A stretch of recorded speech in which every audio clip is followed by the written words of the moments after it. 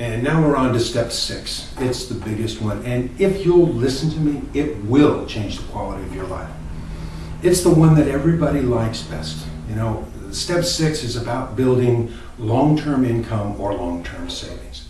Now, there are 2 elements at play here, 2 battles that must be won in order to win the money game. And if you don't listen to me, then, you know, the chances of financial independence, now let me be strong with you, it probably won't come. And if it does, it's a long way off. Now, of the 2 battles that we must win, the first one is inflation. And we'll talk more about that one in a minute. The second one is taxes, because it's not what you make, it's what you actually get to keep. Okay? So taxes will hurt you if you're not really, really careful. Now let's get back into inflation. Have you ever heard of the rule of 72? No? Okay. It's really, it's really interesting. Let me explain it to you. Let's say whatever interest that you're saving your money in, so let's just say 4%, okay? You divide that number into 72, and that will give you the number of years that it will take for your money to double. So 4 into 72 is 18. So it's going to take 18 years for your money to double. Okay? Here's an example. You have an account, and in that account you have $100. Okay? It's growing at 4%. So in 18 years you now have $200. Now, what happens in another 18 years?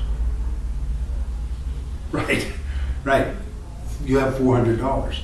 But here's the problem with that.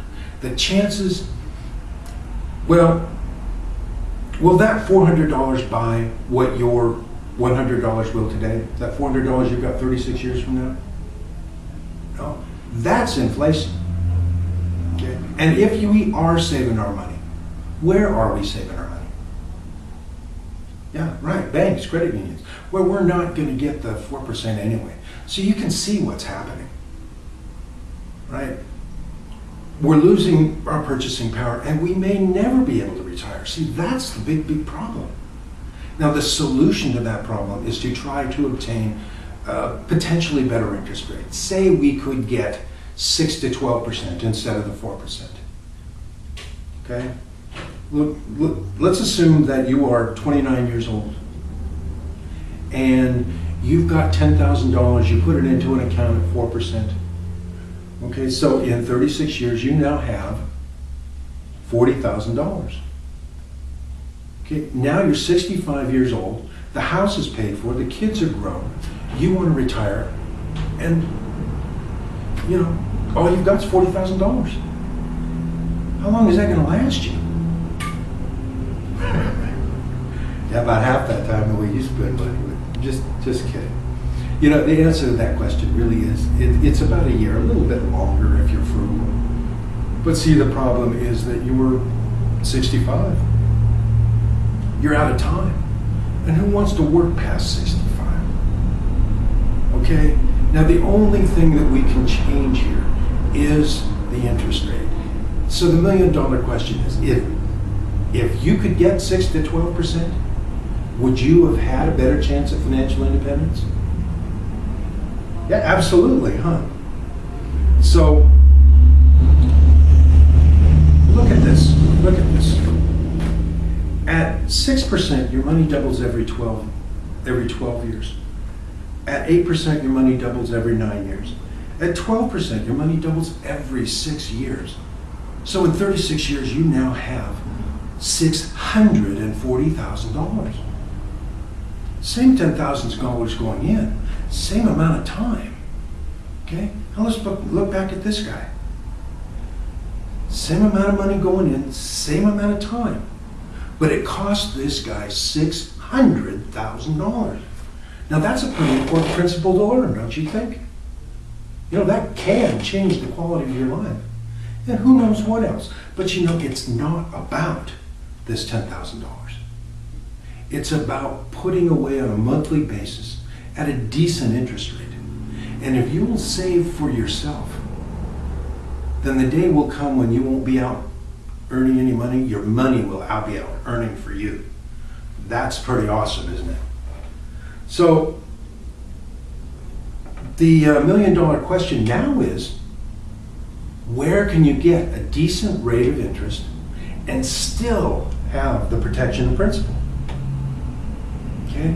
Now there are 3 strategies, and I'm going to give you a synopsis of all 3, and you tell me which one makes the most sense to you, and I'll put together something suitable.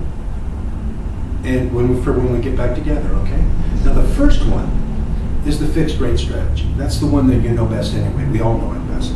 We go to the bank, we open an account, we get 1 to 3%, which is risky, if only because of inflation. You know, we just talked about that.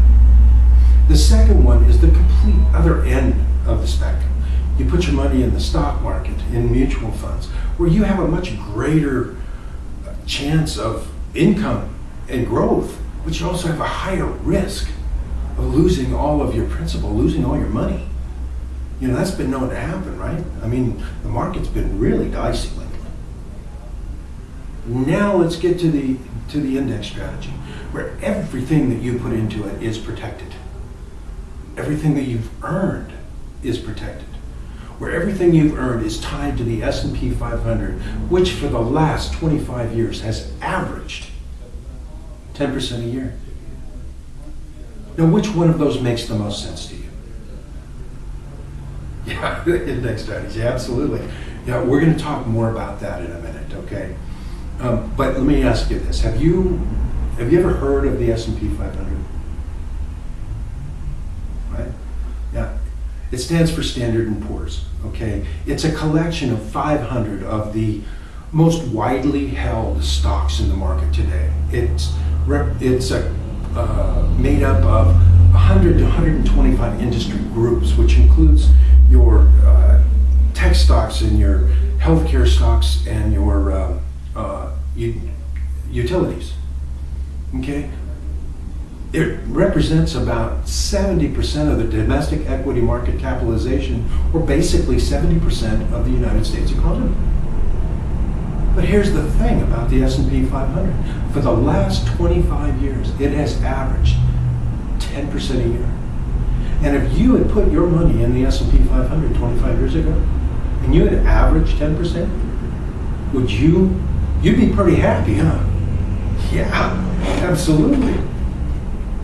Now, when we get back together, if we've determined that the index strategy is appropriate for your needs, then I'll explain all of our different products and the terms and caps.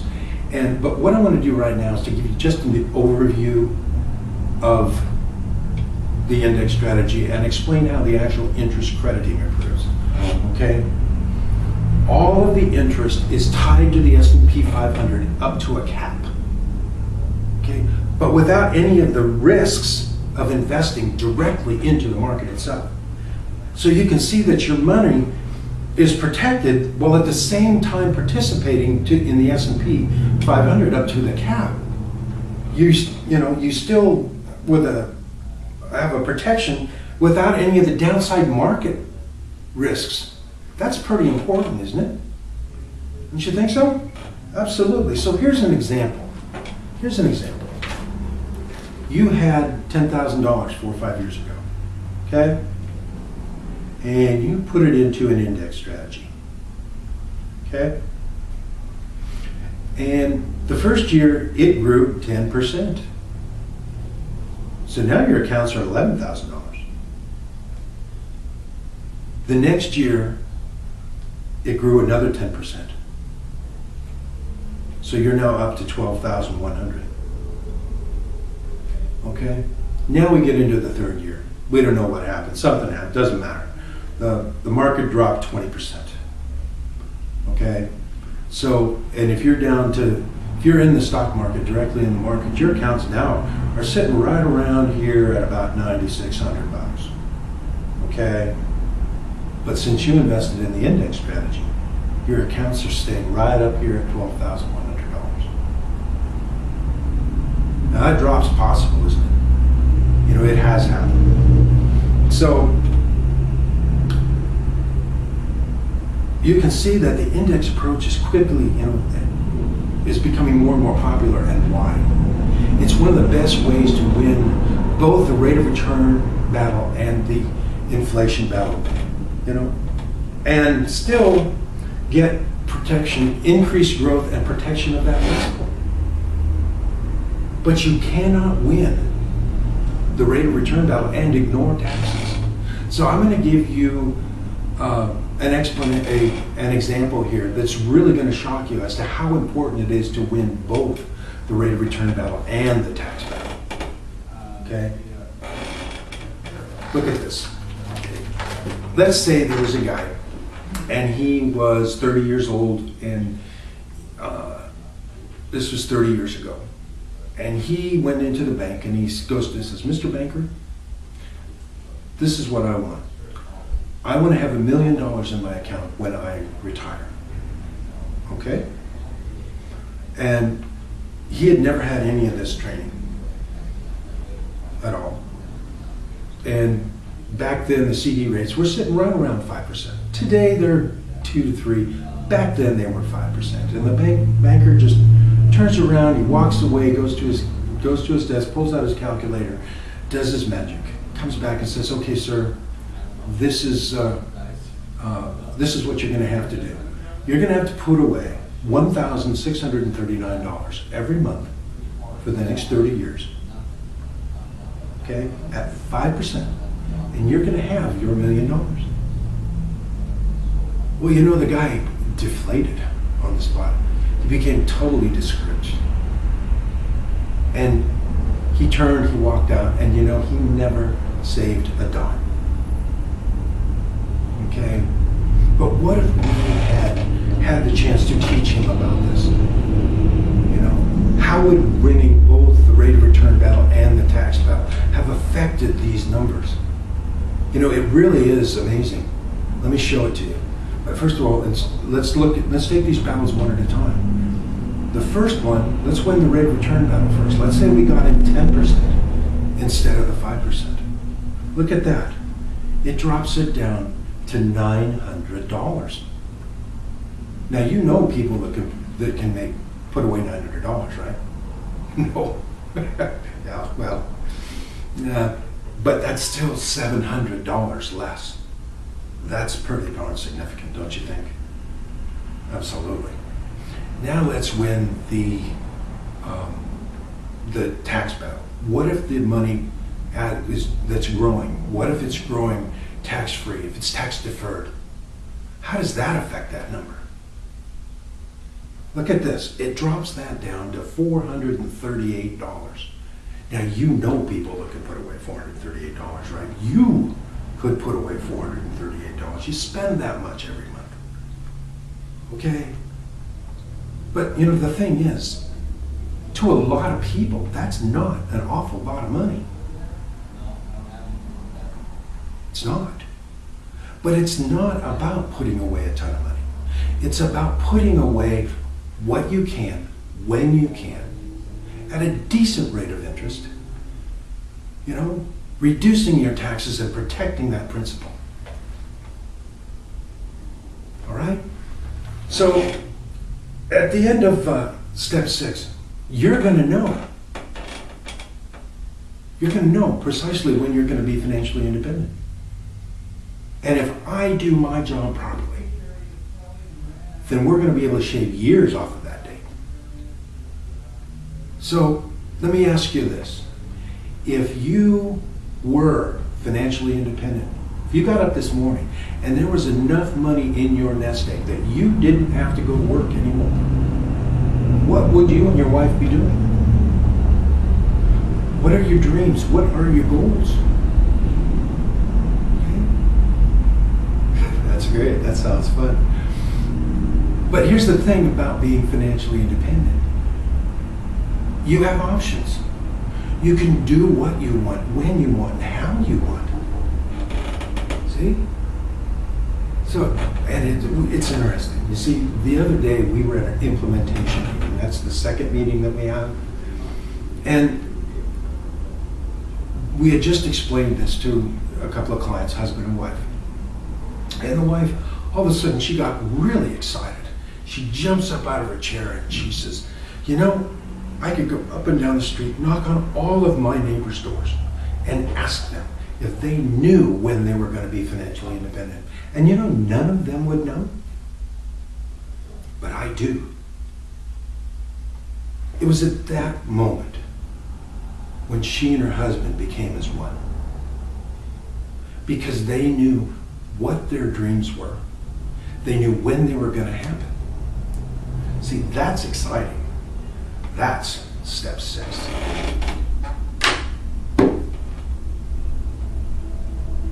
Okay?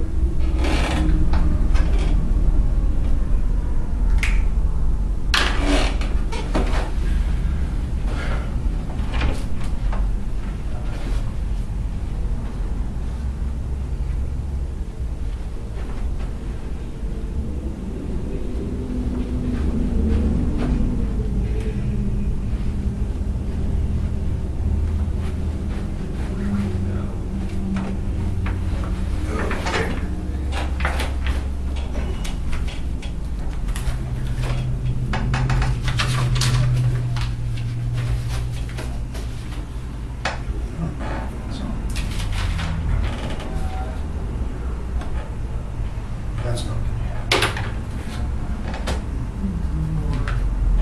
You're not something.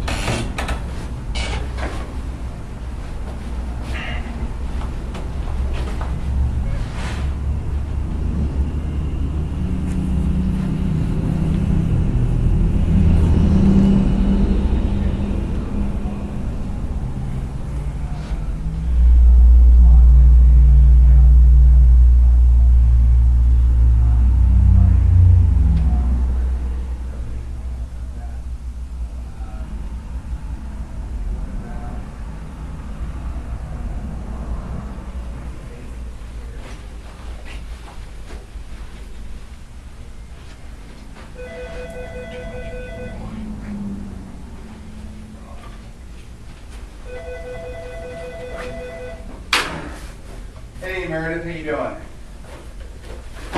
Doing awesome, doing awesome. What you up to?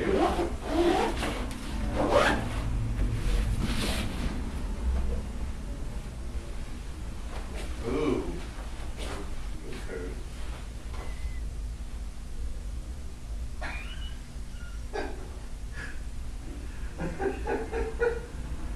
Okay.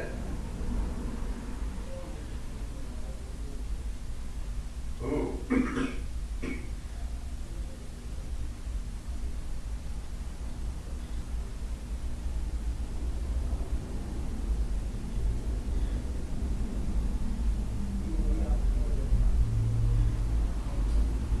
Is this something that I can put you on speaker? Because Paul is here. Maybe he would appreciate this.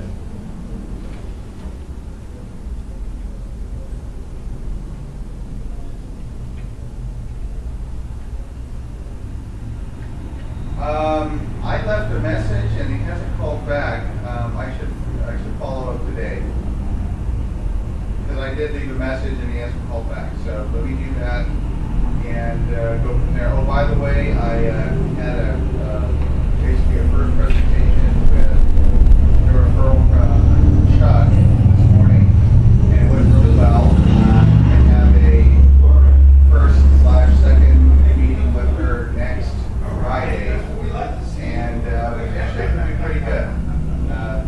There's some pretty good amounts of money, and she makes pretty good money. So, yeah, that might be another $10,000–$15,000 of commission in your pocket in about a month and a half.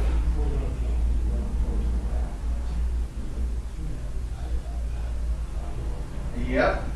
Well, she doesn't know she needs life insurance yet, but she definitely has money and makes money. So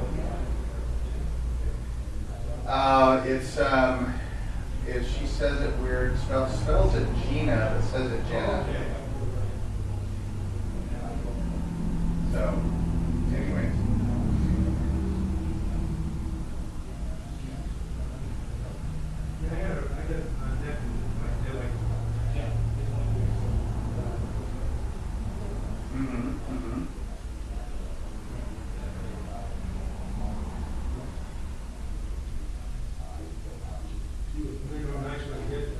Well, it might be might be a pretty good one, you know, because she could put aside anywhere between 6 and 20 grand a year, depending upon how good the year is, and has about 400 grand in assets, so, in various places. So, you know, I mean, you're talking a target premium of 12 to 15,000 bucks, and then you're talking about potentially some rollovers of $200,000 to $400,000. So, I mean, you know, we're talking about each of us getting 10 to 15 grand in commission.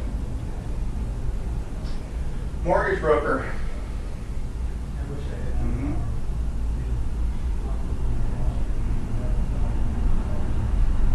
Well, I spoke over the phone this morning with her, and we meet her next Friday. Yeah.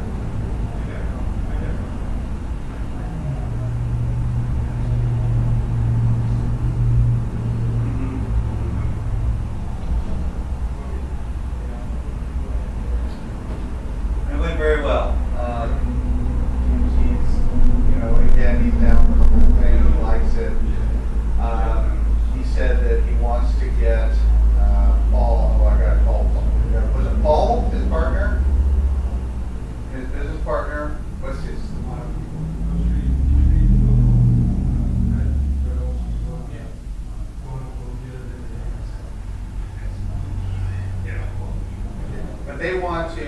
He wants the business to put $150 a month towards life insurance for Pat. Okay, for life insurance towards Pat. So, you know, we're going to sit down and talk to Pat about, you know, if he can add any money to that himself. Obviously, get the permanent going, and also I talked to Terry about putting money, life insurance on his wife. He said, well, I don't really see a need for that. I said, dude, you know, if you had to hire somebody to cook and clean and take care of your kids and make decisions for you when you're sick, that right there is 60, 80 grand. You know, I understand that you know, want to go this route, but, you know, you still need at least a couple $100,000 on your wife in case she dies, just to have some emergency money and so forth and so on. You know, I just don't get the idea of not wanting life insurance on your spouse. Yeah. So he said that he talked to his wife and they consider it.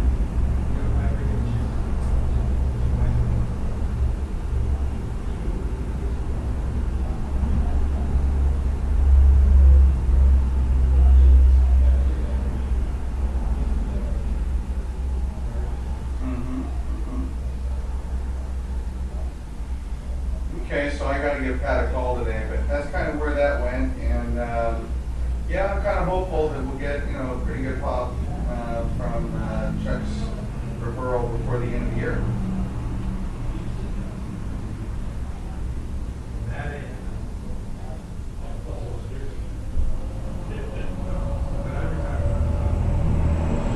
I can't do that right now because I took some time away from running an illustration, and I've got another client coming in right now.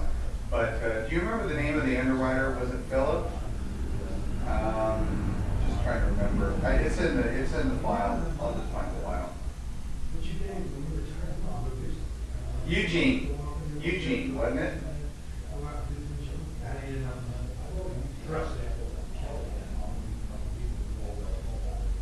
Well, I'll get Jeff to find it, or I'll get it out of the file. I think it's Eugene, because he's one of the underwriters we work with a lot. Alrighty, well listen, I gotta let you go. Are you coming in the office? Are you out in Fairfield, or?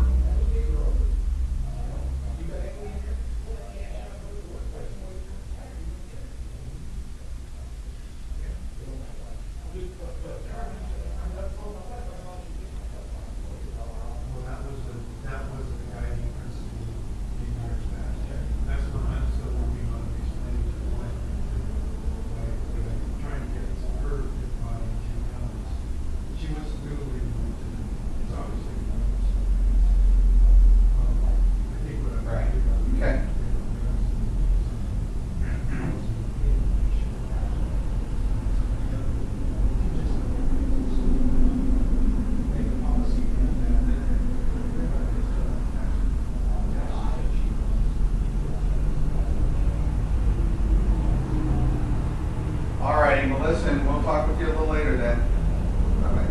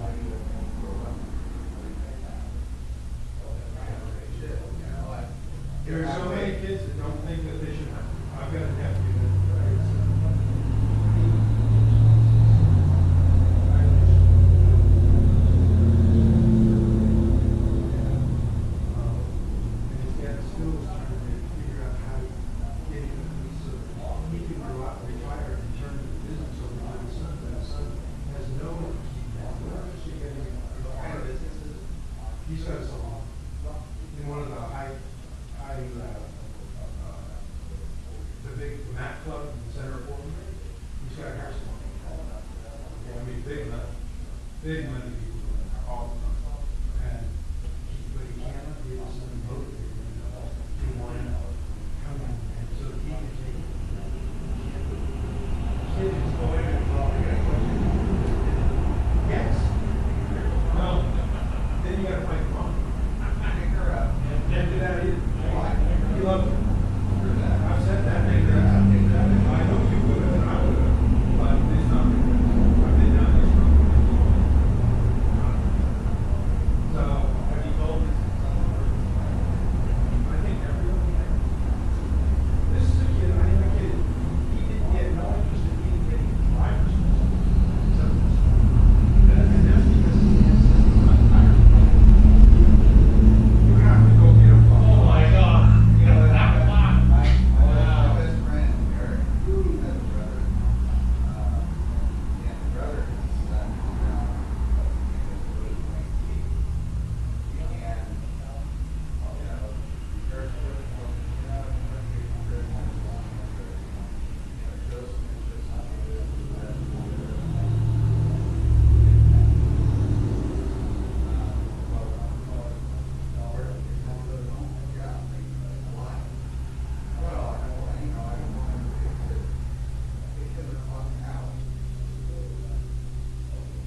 Give him, give Jim and give him $3 grand. He was a good, and tell him that, fingers my baby. I told my son, I said, you gotta throw. You either go to work or you go to school. There are no two options. No, okay. Whichever one you want to do. You're gonna get an education so that you have a real good business in life, okay? Or you're gonna go out and get your ass off. But I didn't really have to do that much for him because he's one of those kids who turned 16 first and freaking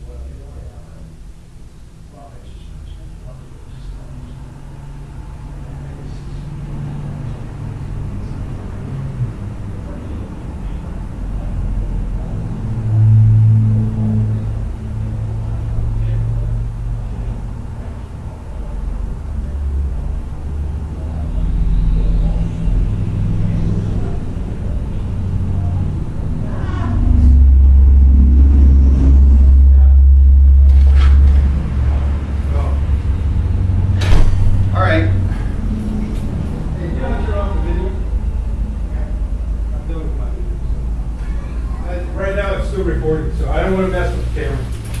Okay, let me show you how to do this. Come on over here. See this red button? Yeah. Now watch the screen. See the Okay. red button?